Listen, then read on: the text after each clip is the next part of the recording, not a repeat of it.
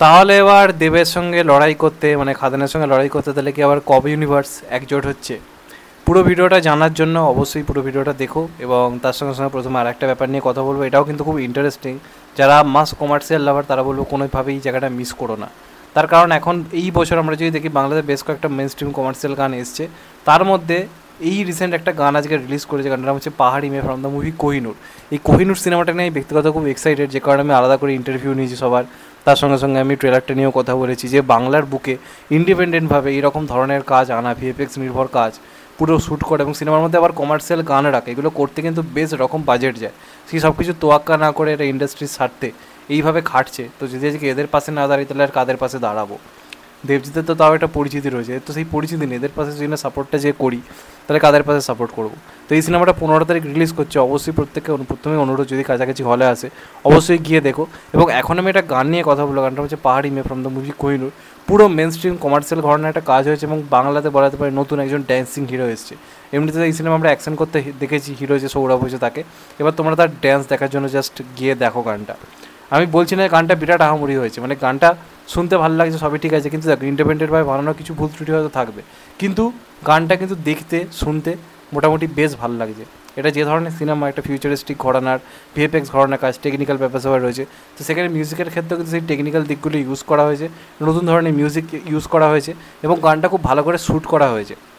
এবং যে হিরো সৌরভ দাস খুব ভালো কিন্তু নাচ করে, তার নাচ তোমরা গিয়ে দেখে আসতে পারো, তার এমনি নাচের স্কুল রয়েছে, বাচ্চাদেরকে নাচ শেখায়, তো তার সেই নাচের সেই পারফরমেন্সও তোমরা দেখতে পাবে, সেখানে যথেষ্ট ভালো একটা ড্যান্সিং পারফরমেন্স দিয়েছে, প্লাস গানটা দারুণভাবে শ্যুট করেছে, নাচ ফাচগুলো দেখতে সব মিলে ভালো লাগছে এবং সিনেমাটার সঙ্গে ভালোভাবে ম্যাচ করেছে, অ্যাকশনও রাখা হয়েছে, যার সাথে যার প্রতি একটা লাভ ইন্টারেস্ট তৈরি হচ্ছে তার সঙ্গে অ্যাকশন দেখানো হচ্ছে।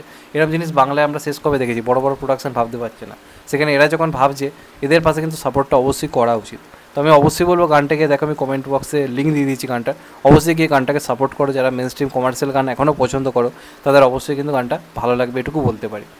এবার আসছি ব্যাপারটায়। তো খাদান আমরা সবাই জানি রিলিজ করছে ক্রিসমাস 2024 20শে ডিসেম্বর রিলিজ করছে। তার সঙ্গে সঙ্গে আমরা জানি ক্লাসে সন্তান বলে সিনেমাটাও আসছে, আমার বস বেরিয়ে গেছে লড়াই থেকে।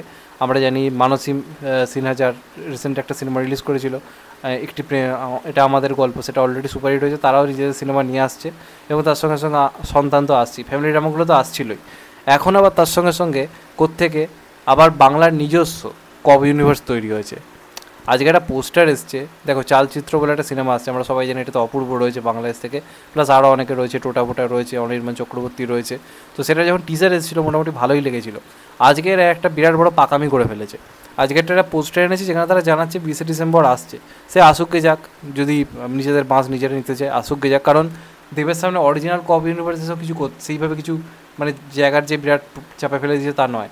আমি বলতে গেছি প্রবীর পোদ্দার জুটি, সেটার সঙ্গে আমরা দেখেছি বাঘের দিন কী পরিমাণে লড়াই করেছে, কোনোভাবে হাল ছাড়েনি। তো সেখানে খাদানের ইলেভেলের হাইপ, সন্তানেরও একটা হাইপ রয়েছে, সেখানে এই চালচিত্র আনার কি মানে ক্রিসমাসের মধ্যে আমি জানি না, এত ফাঁকা টাইম পড়েছিল তখন আনলো না, মানে এদের মাথায় কী আছে আমি সত্যি কথা বলতে জানি না। প্লাস এই যে পোস্টারটা বার করেছে, 4টে পুলিশ দাঁড়িয়ে রয়েছে, 4জনকেই হাস্যকর লাগছে, বেসিক্যালি টোটা রায়চৌধুরীকে বিচ্ছিরি লাগছে দেখতে। প্লাস সত্যি কথা বলতে গেলে এই যে পোস্টারের ওপর লেখা বেঙ্গলস ওন কব ইউনিভার্স, এটা কিন্তু কোথাও গিয়ে খেললি করা হচ্ছে প্রবীর পোদ্দার যে জুড়িটাকে। প্রথম কথা, একটা বাংলাতে এই প্রথমবার দেখছি দুটো ইউনিভার্স তৈরি হয়ে গেল, কব ইউনিভার্স দুখানা, ভাই কি হচ্ছে এগুলো? সিরিয়াসলি বলতে গেলে আজকে বলিউডে দেখো কব ইউনিভার্স হয়েছে তো হয়েছে, কিন্তু সেটা কিন্তু একটাই, সেটা অলরেডি জওয়া খিচুড়ি পর্যায়ে পৌঁছে গেছে। এরা আবার একটা কোথা থেকে কব ইউনিভার্স আনছে, অনির্বাণ চক্রবর্তী পুলিশ, টোটা রায়চৌধুরী পুলিশ, আর ওপরে আবার বড় করে হেডিং দিয়ে লিখে দিচ্ছে বেঙ্গলস ওন কব ইউনিভার্স, মানে কোথাও গিয়ে তাচ্ছিল্য করছে শ্রীদ মুখার্জির কব ইউনিভার্স। কেন ভাই কেন? প্রথম কথা, এই কব ইউনিভার্স করার মানেটাকে দেখো, অলরেডি এখনও রক্তিমদার কব ইউনিভার্স আসা বাকি, M16, যদিও সেটা কী হবে এখনও জানি না আমি, এলে ভালো, না হলে কী আর বলবো, সেটাও একটা কব ইউনিভার্স হতে চলেছে। তার সঙ্গে সঙ্গে এটা একটা কব ইউনিভার্স, বাংলায় কটা কব ইউনিভার্স হবে? মানে ইয়ার কি হচ্ছে, ঠাট্টা হচ্ছে, মানে মজা পেয়ে গেছে নাকি সবাই, আমি তো বুঝতে পারছি না। তো খাদানের সঙ্গে একদম বিরাট পরিমাণে লড়াই করার জন্য উঠে পড়ে লেগেছে, একদম মানে সঁপে দেবে শ্যামা হাতকে, তার জন্য 4টে পুলিশ আসছে। তো এই সিনেমাটা বিরাট ভয় পাচ্ছে দেবদা, ভয় জাস্ট কাঁপছে, নিজের সিনেমা হয়তো পোস্টপোন করে ফেলবে দেবদা এই পোস্টটা দেখে, এই লেভেলের ব্যাপার।